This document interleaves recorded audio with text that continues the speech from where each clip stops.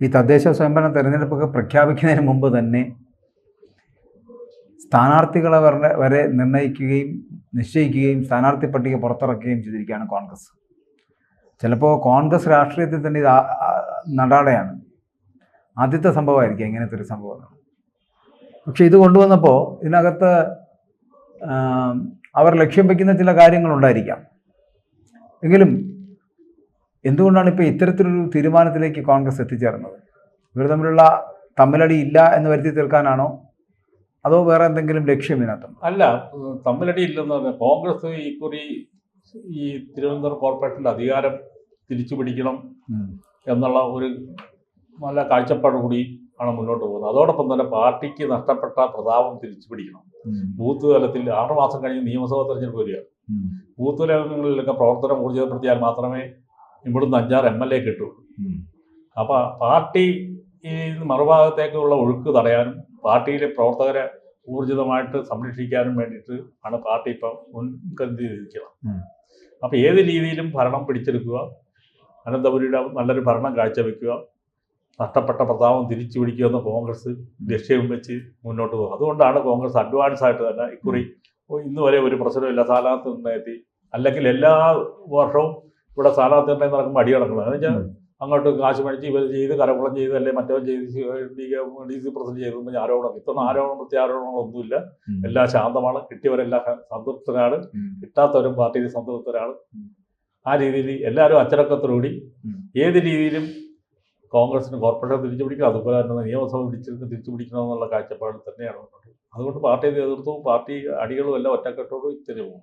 അതുകൊണ്ടാണ് ഇത്രയും പെട്ടെന്ന് തന്നെ സ്ഥാനാർത്ഥി നടത്താനും പിന്നെ സ്ഥാനാർത്ഥി ഒരു നല്ല കാഴ്ചപ്പാടോടുകൂടി ശബരിനാഥനെ പോലുള്ള ഇറക്കി നല്ല തമാശയ്ക്കെല്ലാം മത്സരിക്കണമെന്ന് വരുത്താൻ തന്നെ സീരിയസ് ആയിട്ട് തന്നെ കോൺഗ്രസ് മുന്നോട്ട് പോകും.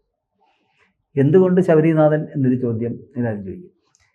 പക്ഷെ ശബരിനാഥനെ കുറിച്ച് നിങ്ങൾ ചിന്തിച്ചതുകൊണ്ടോ അല്ലെങ്കിൽ ഈ പറയുന്ന കോൺഗ്രസ് പാർട്ടി പുറത്തിറക്കിയത് കൊണ്ടാണ് ബാക്കി എല്ലാ പാർട്ടികളും അത്രത്തോളം ശക്തരായ നേതാക്കളെ കൊണ്ടുവരാൻ ശ്രമിക്കുന്നത്.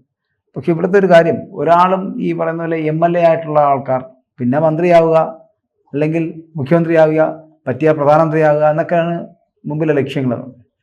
പക്ഷെ ശബരിനാഥനെ പോലുള്ള ആൾ അത്തരത്തിലുള്ളൊരു സാധനം ഏറ്റെടുത്തപ്പോൾ, അതായത് ഒരു വാർഡിൽ നിന്ന് മത്സരിക്കാം, ഒരു വാർഡിൽ നിന്ന് മത്സരിക്കുക എന്നൊക്കെ പറഞ്ഞാൽ വളരെ തുച്ഛമായിട്ടുള്ള വോട്ടുകൾക്ക് മത്സരിക്കുന്ന ഒരു സംഭവമാണ്. അത് ചെറിയ കാര്യമായിട്ടല്ല പറയുന്നത്. അതിന് അയാളും അത്രയും രാഷ്ട്രീയ ബോധത്തോടു കൂടിയാണ് കണ്ടിരിക്കുന്നത്. പക്ഷേ അതിന് ശബരിനാഥനാണ് ഒരു ബിഗ് സല്യൂട്ട് കൊടുക്കുന്നത്. അല്ലാതെ നിങ്ങളുടെ കോൺഗ്രസ് പാർട്ടി അല്ലെങ്കിൽ പറയുന്ന കോൺഗ്രസ് പാർട്ടിയുടെ ആ ഒരു അഭിപ്രായത്തിനെ മാനിച്ചു എന്നുള്ളതാണ്. പക്ഷെ ശബരിനാഥൻ എന്ന് പറയപ്പെടുന്ന ഒരാൾ ഇങ്ങനൊരു വാർഡിൽ ഒതുങ്ങി നിൽക്കേണ്ട ഒരാളായിട്ട് തോന്നുന്നുണ്ടോ? ഒരിക്കലും അല്ല. ശബരിനാഥ് നല്ല കഴിവുള്ള നല്ല ചെറുപ്പക്കാരാണ്. നിയമസഭയിലാണെങ്കിലും 2 വട്ടം ഇരുന്നപ്പോൾ നമ്മൾ ശബരിനാഥിൻ്റെ പെർഫോമൻസ് ഒക്കെ കാണുക. നല്ല എല്ലാ കാര്യവും പഠിച്ച് വളരെ തന്മയത്വത്തോടുകൂടി സംസാരിക്കുന്ന തന്നെ മണ്ഡലമൊക്കെ ചില കാര്യങ്ങളൊക്കെ സംരക്ഷിക്കുന്ന വ്യക്തിയാണ്. നിർഭാഗ്യവശാൽ കഴിഞ്ഞ തെരഞ്ഞെടുപ്പിൽ തോറ്റുപോയി നിസ്സാര വോട്ടിന്. പക്ഷേ എന്നാൽ കൂടി ശബരിനാഥ് നല്ല വിദ്യാഭ്യാസമുള്ളൂ. ശബരിനാഥ് പിന്നെ പാർട്ടി പറഞ്ഞപ്പോൾ പാർട്ടിയുടെ ഒരു ഇത് ഏറ്റെടുക്കാൻ ശബരിനാഥ് മുൻകൈ എടുത്ത് ശബരിനാഥ് നാളെ മേയറാകുകയാണെങ്കിൽ ശബരിനാഥിൽ കൊണ്ട് ഒത്തിരി പ്രതീക്ഷകൾ അനന്തപുരിക്ക് ലഭിക്കും. അതിനുവേണ്ടി അദ്ദേഹം ശ്രമിക്കും. അദ്ദേഹത്തിന് അതിനുള്ള കാഴ്ചപ്പാടുകൊണ്ട്, സ്വന്തമായിട്ട് കാഴ്ചപ്പാടുകൊണ്ട് ബാക്കി എല്ലാവരും കൂടി കൂടിയാലോചിച്ച് ചെയ്യാമെന്നുള്ളൊരു വിശ്വാസവും ഉള്ളതുകൊണ്ടാണ്. അല്ല, അദ്ദേഹത്തിന് ഇത് നഷ്ടപ്പെടാൻ അദ്ദേഹം ഒതുക്കലോ ഒന്നുമില്ല. അദ്ദേഹം അത് ഇതിലും വലിയ പോസ്റ്റ് അദ്ദേഹത്തിന് ലഭിക്കുന്ന ആളുകളെ ചെറുപ്പമല്ലേ പാർട്ടി കൊടുക്കും. അദ്ദേഹത്തിന് നല്ല നല്ല പോസ്റ്റുകൾ അദ്ദേഹത്തിന് കൈകളിൽ എത്തിച്ചേരും. ഇനി അഥവാ ഇതിപ്പോൾ എടുത്തൊരു തീരുമാനം, പെട്ടെന്ന് എടുത്തൊരു തീരുമാനമാണ്. അങ്ങനെ ഇപ്പം കവടിയാർ വാർഡിൽ നിന്ന് മത്സരിപ്പിക്കുകയും ചെയ്യുന്നുണ്ട്. പക്ഷേ ആ മത്സരത്തിൽ വിജയിക്കുകയോ പരാജയപ്പെടുക എന്നുള്ള രണ്ടാമത്തെ കാര്യം. പക്ഷേ സീറ്റ് ലഭിച്ച് അധികാരത്തിലെത്തുവാനുള്ള സാധ്യത കോൺഗ്രസിനുണ്ട് എന്ന് തോന്നുന്നുണ്ടോ? ഇവിടെ ജയിച്ച് അധികാരം തിരിച്ചു പിടിക്കാൻ വേണ്ടിയാണല്ലോ കോൺഗ്രസ് മത്സരിക്കുന്നത്.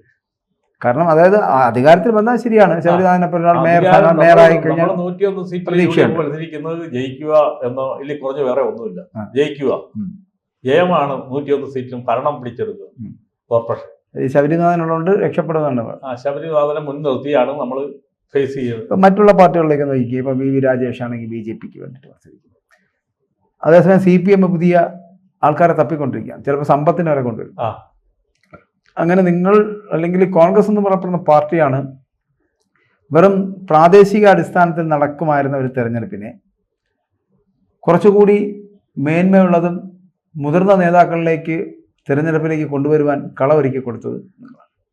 ഇല്ലെങ്കിൽ ചിലപ്പോൾ ആരെങ്കിലും എവിടെയെങ്കിലും ഉള്ള ആൾക്കാരെ നിർത്തി മത്സരിപ്പിച്ച് ആ സ്ഥലത്ത് തന്നെയുള്ള ആൾക്കാരെ മത്സരിപ്പിച്ച് വിജയിപ്പിക്കുക, ഇവർ പറയുന്ന ആരെങ്കിലും നിർത്തി മേയറാക്കുക. എപ്പോഴും ബാക്ക് സീറ്റ് ഡ്രൈവിംഗ് ആണല്ലോ. ഇപ്പോൾ ആര്യ രാജേന്ദ്രനൊക്കെ ഇവിടെ മത്സരിച്ച് വിജയിച്ചിരുന്നു, നമുക്ക് അതിനുശേഷം ഇവിടെ ആരാണ് ഭരിച്ചിരുന്നതൊക്കെ എല്ലാവർക്കും അറിയാം. അപ്പോൾ അത്തരത്തിലുള്ള ബാക്ക് സീറ്റ് ഡ്രൈവിംഗ് ആണ് എപ്പോഴും നടക്കുന്നത്. ഇപ്പോൾ ഈ മുതിർന്ന നേതാക്കന്മാരെ കൊണ്ടുവരുമ്പോൾ അത്തരത്തിലുള്ള ബാക്ക് സീറ്റ് ഡ്രൈവിംഗ് നടക്കില്ല. പകരം നേരിട്ടുള്ള മത്സരവും നേരിട്ടുള്ള ഭരണവുമാണ് നടക്കാൻ പോകുന്നത്. അത് CPM അതിനോട് യോജിക്കുന്ന പാർട്ടിയാണെന്ന് തോന്നുന്നുണ്ടോ? CPM അതിനോട് യോജിക്കും. CPM എപ്പോഴും അവരുടേതായ പാർട്ടി തീരുമാനങ്ങളും പാർട്ടി ഏത് നയപരമായ കാര്യങ്ങൾ എടുത്താലും പാർട്ടി അറിയാതെ, ജില്ലാ കമ്മിറ്റി അറിയാതെ ഒന്നും ചെയ്യാൻ കോർപ്പറേഷനെ പറ്റും. കോൺഗ്രസിന് അങ്ങനെയല്ല. കോൺഗ്രസിന് മേയർ ആരാണോ, മേയർ കഴിവുള്ളവനാണ്, അവൻ്റേതായ പല കാര്യങ്ങളും കമ്മിറ്റിയായിട്ട് ആലോചിച്ച് ചെയ്യാനുള്ള പൂർണ്ണമായ സ്വാതന്ത്ര്യം വിട്ടുകൊടുത്തിട്ടുണ്ട്. അവർ നല്ല കാര്യങ്ങൾ ഏത് ചെയ്യുന്നതിനും കോൺഗ്രസ് പാർട്ടി തടസ്സമല്ല. അത് മേയറും അവരുടെ പാർട്ടി അല്ല. പാർട്ടി ഒരു കടിഞ്ഞാണെന്നും ഒരു ഭരണസമിതിക്കും ഇതിനു മുമ്പ് വിട്ടിട്ടില്ല, ഒരിക്കലും ഇല്ല. ഇപ്പോൾ കോൺഗ്രസ് ഇപ്പോൾ ശബരിനാഥനെ ഇവിടെ സ്ഥാനാർത്ഥിയാക്കുന്നു, മേയറാക്കും എന്നൊക്കെ പറഞ്ഞിട്ടാണ് ചെയ്യുന്നത്. ശരി, ജയിക്കില്ല എന്ന് കോൺഗ്രസിനും ചിലപ്പോൾ ഉറപ്പുള്ളതുകൊണ്ടായിരിക്കും അങ്ങനെ ചെയ്യുന്നതാണ് എനിക്ക് തോന്നുന്നത്. പക്ഷേ ഈ ഒരു ശബരിനാഥൻ ഇവിടെ ഈ തദ്ദേശ സ്വയംഭരണ സ്ഥാപനങ്ങളിൽ നിന്ന് മത്സരിപ്പിക്കുന്നത് കൊണ്ട് മാത്രം കോൺഗ്രസിനകത്തെ തമ്മിലടി തീർന്നു എന്ന് കരുതാൻ കഴിയുമോ? അല്ല, ശബരിനാഥന്റെ നേതൃത്വത്തിൽ ഇപ്പൊ പാർട്ടി ഇതിനു മുമ്പേ ഒരു നല്ല ഹോംവർക്ക് ചെയ്തിട്ടാണ് ശബരിനാഥന് അതിനോടൊപ്പം ഉള്ളവരെ ഡിക്ലെയർ ചെയ്തിരിക്കുന്നത്. 48 പേരും ഇന്നലെ 15 പേരെയൊക്കെ ഡിക്ലെയർ ചെയ്തത്. ഇതിനു മുമ്പേ കഴിഞ്ഞ 1.5-2 മാസമായിട്ട് നമ്മൾ ബൂത്ത് തലങ്ങളിൽ പ്രവർത്തനങ്ങൾ കേന്ദ്രീകരിച്ച് ബൂത്ത് തലങ്ങളിലെല്ലാം 101 വാർഡുകളിലും പ്രവർത്തനം കാഴ്ചവെച്ച് നല്ല മീറ്റിങ്ങുകളൊക്കെ കൂടി പാർട്ടി ശക്തമാക്കിയിട്ട് തന്നെയാണ് സ്ഥാനാർത്ഥി നിർണ്ണയം. അതുകൊണ്ടാണ്, അല്ല ഇത് ഒരു പെട്ടെന്നെടുത്ത തീരുമാനവും പെട്ടെന്ന് സ്ഥാനാർത്ഥി നിശ്ചയിച്ചൊന്നും അങ്ങനെയല്ല. ഇപ്പം നമുക്കറിയാം, സ്ഥിരം ഈ കോൺഗ്രസിലും യൂത്ത് കോൺഗ്രസിലും ഒക്കെ വലിയ പ്രശ്നങ്ങൾ നടക്കുകയാണ്. യൂത്ത് കോൺഗ്രസ് പ്രസിഡന്റ് നിയമനം അടക്കമുള്ള കാര്യങ്ങൾ വലിയ പ്രതിസന്ധി ഉണ്ടായി. മാത്രമല്ല, ഗ്രൂപ്പ് സമവാക്യങ്ങൾ മാറി മറിഞ്ഞു. പുതിയ ഗ്രൂപ്പുകൾ ഉണ്ടാകുന്നു. KC വേണുഗോപാലിനെ പോലുള്ള മരവാഴകളൊക്കെ ഇവിടെ വന്നിട്ട് ഈ പറഞ്ഞ പോലെ കോൺഗ്രസിൻ്റെ നേതൃത്വം ഏറ്റെടുക്കുവാനുള്ള ശ്രമം നടത്തുന്നു. ഞാൻ ചോദിക്കട്ടെ, ഒരു രാഷ്ട്രീയ പാർട്ടി ഇപ്പോൾ VD സതീശനെ പുകഴ്ത്തുകയോ ചെയ്യുന്നില്ല. പക്ഷേ VD സതീശൻ എന്ന് പറഞ്ഞ ഒരു നേതാവ്, പ്രതിപക്ഷ നേതാവ്, അദ്ദേഹത്തിനെ കൊണ്ട് കഴിയാവുന്നതിൻ്റെ മാക്സിമം അദ്ദേഹം ചെയ്യുന്നൊരു മേഖലയാണ്. അപ്പോൾ ഇപ്പോൾ നമുക്ക് കാണാൻ കഴിയുന്നത് KC വേണുഗോപാൽ വന്ന എല്ലാ പത്രസമ്മേളനങ്ങളും മാധ്യമപ്രവർത്തകരോടൊപ്പം സംസാരിക്കുകയും ഇവിടെയുള്ള കേരളത്തിലുള്ള ഏതൊരു ചെറിയ കാര്യത്തിന് പോലും പ്രതികരിക്കുകയും ചെയ്യുന്നത് KC വേണുഗോപാലാണ്. KC വേണുഗോപാലിന് സംഘടനാകാര്യ ജനറൽ സെക്രട്ടറിയാണ്. അയാളുടെ ഇത് നോക്കിയിട്ട് ബീഹാർ പോലുള്ള സംസ്ഥാനങ്ങളിൽ അല്ലെങ്കിൽ തെരഞ്ഞെടുപ്പൊക്കെ നടക്കുന്ന മേഖലകളിലാണ് അദ്ദേഹം ചെല്ലേണ്ടത്. അല്ല, കേരളത്തിൽ വന്നല്ല അദ്ദേഹം മറുപടികളുണ്ട്. അപ്പോൾ ഇവിടുത്തെ പ്രശ്നം VD സതീശൻ, രമേശ് ചെന്നിത്തല, K മുരളീധരൻ, ശശി തരൂർ, ഇങ്ങനെയുള്ള കുറേ നേതാക്കന്മാരുണ്ട്. ശശി തരൂർ ഇതുപോലെയാണ്, വായിക്ക് തോന്നിയൊക്കെ വിളിച്ചു പറഞ്ഞ് ലേഖനമൊക്കെ എഴുതി കോൺഗ്രസിനെ പ്രതിസന്ധിയിലാക്കുന്നു. അതുപോലെ തന്നെ ബാക്കിയുള്ള നേതാക്കന്മാർക്ക് ഇത്തരത്തിലുള്ള ചില സൂക്കേടുകളുണ്ട്. അവർ വിളിച്ചു പറയുന്നതിനനുസരിച്ചിട്ട് എന്തും വിളിച്ചു പറയുന്നതാണ്. അപ്പോൾ ഇവിടെ ഞാൻ ചോദിക്കുന്നത്, പ്രതിപക്ഷ നേതാവ് ഉണ്ടല്ലോ, അദ്ദേഹത്തിന് പറയാൻ കഴിയില്ലാത്തതല്ലല്ലോ. അദ്ദേഹം ഈ പറയുന്ന ഇയാൾ, അതായത് KC വേണുഗോപാൽ പറയുന്നതിൻ്റെ വളരെ ശക്തമായ രീതിയിലും സ്ഫുടമായ രീതിയിലും സംസാരിക്കാൻ കഴിയുന്ന വ്യക്തിയാണ് VD സതീശൻ. VD സതീശനെയൊക്കെ ഒതുക്കി മുഖ്യമന്ത്രി പദത്തിലേക്ക് എത്താൻ വേണ്ടിയിട്ടുള്ള ശ്രമം നടത്തി ഈ കോൺഗ്രസിനെ ഇല്ലാതാക്കുന്ന ഒരു ശ്രമമാണ് ഇതിനകത്ത് നടക്കുന്നത്. അവിടെയാണ് നിങ്ങൾ ശബരിനാഥനെ മേയർ സ്ഥാനാർത്ഥിയാക്കി കൊണ്ടുവന്ന് വലിയൊരു പ്രതീകാത്മകമായിട്ടുള്ള പരിപാടിയൊക്കെ നടക്കുന്നത്. മാതൃകയാണ് ഇതെന്നൊക്കെ പറഞ്ഞ് നടക്കുന്നത്. ഇത് പാർട്ടിക്ക് ഗുണകരമാകുന്നുണ്ട്. ഇത്തരത്തിലുള്ള വെട്ടിപ്പിടിക്കലുകൾ ഒരിക്കലും ഗുണകരമൊന്നുമില്ല. പാർട്ടി പിന്നെ അന്തർജിത്തിലും വരും, ഉള്ള വോട്ടുകൾ കുറയുകയുള്ളൂ. പക്ഷെ അതുകൊണ്ടാണ് കഴിഞ്ഞ ആഴ്ച ഇവിടുത്തെ സീനിയർ നേതാക്കളെല്ലാം ദില്ലി വിളിച്ചു വരുത്തി ഈ പാർട്ടിയുടെ നയപരമായ കാര്യങ്ങൾ പ്രസിഡന്റ് പ്രഖ്യാപിച്ചോളൂ. അതുപോലെ UDFന്റെ കാര്യങ്ങൾ പ്രതിപക്ഷ നേതാവ് പ്രഖ്യാപിക്കും. അതിൻ്റെ മുകളിൽ വേറൊരു പ്രതിപക്ഷ നേതാവ് വേണ്ട, വേറൊരു KPC പ്രസിഡന്റ് വേണ്ടെന്ന് ഇവരെയൊക്കെ ഈ ബാക്ക്ഗ്രൗണ്ടിൽ നിന്ന് ഭരിക്കുന്നവരെ ഉദ്ദേശിച്ച് തന്നെയാണ് AICC താക്കീത് ചെയ്തത്. എന്ന് വെച്ചാൽ KC വേണുഗോപാൽ ഇവിടെ അനാവശ്യ പ്രസ്താവനകളൊന്നും കൊടുക്കണ്ട. അതുകൊണ്ടാണ് ആ കമ്മിറ്റിയുടെ കൺവീനറെ കൂടി വെച്ച കേരളത്തിൽ നിന്ന് ആരെയല്ല, പുറത്തുള്ള കേരളത്തിന് വെളിയിലുള്ള ആളെ ആദ്യമായിട്ടാണ് കൺവീനറാക്കണം, ദീപദാസ് മുൻഷി. എന്നുവെച്ചാൽ ഇവിടെ വന്ന് ഇവർ ഈ അനാവശ്യ പ്രസ്താവനകൾ കൊടുക്കേണ്ട കാര്യമൊന്നുമില്ല. അത് ശരിയാണ്. ഇവിടുത്തെ KPCC കാര്യങ്ങൾ പറയാനായിട്ട് സണ്ണി ജോസഫ് ഉണ്ട്, KPCC പ്രസിഡന്റ് ഉണ്ട്. പ്രതിപക്ഷത്തിന്റെ നമ്മുടെ UDFന്റെ കാര്യങ്ങൾ പറയാനായിട്ട് പ്രതിപക്ഷ നേതാവുണ്ട്. അതാണ് ഇവിടുത്തെ അതിനെ കടന്ന് കയറിക്കൊണ്ട് രമേശ് ചെന്നിത്തല ഒരു കാര്യം എടുത്ത് സ്റ്റേറ്റ്മെന്റ് പറയേണ്ട കാര്യമില്ല, ശശി തരൂർ വന്ന് പറയേണ്ട കാര്യമില്ല, കൊടിക്കുന്നിൽ പറയേണ്ട കാര്യമില്ല. ഇവരാരും വർക്കിംഗ് കമ്മിറ്റി അങ്ങോട്ടും ഇവിടെ കിടന്ന് കളിക്കേണ്ട കാര്യമൊന്നുമില്ല. KC പറയേണ്ട കാര്യമില്ല. അവരുടേതായ കാര്യങ്ങൾ നോക്കി അവരുടേതായ രീതിയിൽ മാറിക്കൊടുക്കണം. അത് ഇപ്പോൾ കഴിക്കാൻ വേണ്ടി ഒരു കൂച്ചുബലം കെട്ടിട്ടുണ്ടെന്നാണ് അറിവ്. കഴിഞ്ഞ കമ്മിറ്റിയിൽ ഇത് പറഞ്ഞിട്ടുണ്ട്. കാരണം ഒരു KPCC പ്രസിഡന്റ് എടുക്കുന്നു, സംസ്ഥാനത്ത് ഒരു പ്രതിപക്ഷ നേതാവ് ഉണ്ടാകുന്നു, അദ്ദേഹം ഈ പറഞ്ഞുള്ള UDF ചെയർമാൻ കൂടിയാണ്, അദ്ദേഹത്തിന് പറയാനൊന്നുമില്ല. പകരം അദ്ദേഹത്തിന് പറയുന്നതിന് മുമ്പ് അടുത്ത ആൾക്കാരുടെ പറയുക മുൻ പ്രതിപക്ഷ നേതാവൊക്കെ കയറി വാശിക്ക് സ്റ്റേറ്റ്മെന്റ് കൊടുത്തിട്ടിരിക്കുക, അഡ്വാൻസ് സ്റ്റേറ്റ്മെന്റ് അടിച്ചുകൊണ്ടിരിക്കുകയാണ്. നയപരമായ കാര്യങ്ങളെല്ലാം KC വേണുഗോപാൽ ഇവിടെ വന്ന് പ്രഖ്യാപിക്കും പറയുന്നു. അപ്പൊ KPC പ്രസിഡന്റ് ഒക്കെ നോക്കുകൂത്തിയായിട്ടിരിക്കുന്ന ഒരു അവസ്ഥ വന്നു. അതാണ് ഇപ്പൊ സണ്ണി ജോസഫ് സത്യം പറഞ്ഞ ഒരു സ്റ്റിക്കർ പോലെ, അതെ അല്ലേ, അതെ, ഒരു മരപ്പാവ് പോലെ ഇരിക്കേണ്ട ഒരു അവസ്ഥയെത്തി. മറ്റത് അതുപോലെ പ്രതിപക്ഷ നേതാവ് ശക്തമായ പ്രതികരണം നടത്തിക്കൊണ്ടിരുന്ന വ്യക്തിയാണ്. അദ്ദേഹം ഇപ്പൊ പ്രതികരിക്കാൻ പറ്റാത്ത അവസ്ഥയിലേക്ക് എത്തി.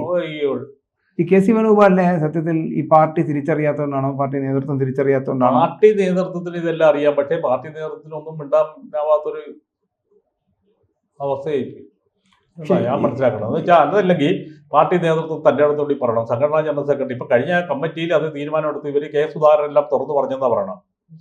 ഇവര് മീഡിയയിൽ പറഞ്ഞു, സുധാകരൻ തന്നെ പറഞ്ഞു, എനിക്ക് പറയാനുള്ള കാര്യം ഞാൻ പറഞ്ഞു, നേതാക്കന്മാരെ തമ്മിൽ യോജിപ്പില്ല, അധികാരം തിരിച്ചു വരികയല്ല, അതിന് നിങ്ങൾ കളവരിക്കുക, നിങ്ങൾക്ക് നല്ലതാണെന്ന് പറഞ്ഞിട്ട് സുധാകരൻ ഇറങ്ങിയ പുള്ളി പത്രക്കാരോട് അത് തന്നെ പറഞ്ഞു. എനിക്ക് പറയാനുള്ള ഞാൻ മുഖത്തോക്കി പറഞ്ഞെന്ന് പറഞ്ഞു. ഇവിടെ എല്ലാവരും CM ആകാൻ വേണ്ടി ഒരേ സമയത്ത് കാണിച്ചാൽ നടക്കുകയില്ല എന്ന് പുള്ളി തുറന്നു പറഞ്ഞെന്ന്. പുള്ളി പുറത്തിറങ്ങി തന്നെ സ്റ്റേറ്റ്മെന്റ് കൊടുത്തത്.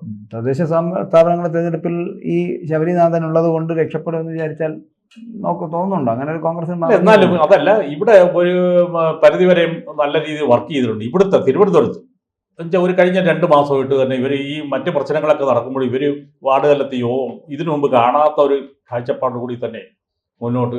ഇപ്പൊ K മുരളീധരനും നമ്മുടെ ശരത്ചന്ദ്ര പ്രസാദ് എല്ലാം അടങ്ങുന്ന ഒരു കമ്മിറ്റി, MA വാഹിദൊക്കെ ഉണ്ടായിരുന്നു. അവരാണ് ഇതിന് കോർഡിനേറ്റ് ചെയ്തുകൊണ്ട് മീറ്റിങ്ങുകൾ സംഘടിപ്പിക്കുകയും ഈ പരിപാടികളൊക്കെ ആക്കിക്കൊണ്ടിരുന്നത്. അപ്പൊ അതിന്റെ വെളിച്ചത്തിൽ ഇവിടുത്തെ കാര്യം മറ്റ് പല കോർപ്പറേഷനിലും വേറെയും പല പ്രശ്നങ്ങളുണ്ട്. അത് കോൺഗ്രസിനകത്ത് വീണ്ടും പുകഞ്ഞുകൊണ്ടിരിക്കുന്ന സാധനങ്ങളൊക്കെ ഉണ്ട്. പക്ഷെ ഇവിടുത്തെ സംബന്ധിച്ച് ഇവിടെ അടിസ്ഥാനപരമായിട്ട് എല്ലാവരും നേരത്തെ മുൻകരുതൽ എടുത്തേണ്ടതിന് മുന്നോട്ട് പോയി. അതിന്റെ വെളിച്ചത്തിലാണ് ഇത്രയും പെട്ടെന്ന് ഇത്രയും അഡ്വാൻസ് ആയിട്ട് ഇവർ കളത്തിലിറങ്ങി സ്ഥാനാർത്ഥികളൊക്കെ ഇടം പിടിച്ചിരിക്കുന്നത്.